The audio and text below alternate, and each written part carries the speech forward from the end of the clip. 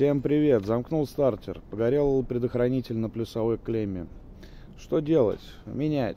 Сколько стоит? 38 тысяч обходится на Экзисте. По разборам, соответственно, можно найти дешевле. Но есть вариант чуть проще. Всегда есть проще. Решили особо не заморачиваться и сделали что? Купили новый предохранитель на 150 ампер Ford Focus 2, Duratec 1,8 литра. Просто туда тупо внедрили его. Все работает, все шикарно. Пользуйтесь, кому нужно. А ремонт по капитальной переборке этого двигателя вы скоро увидите у меня на канале.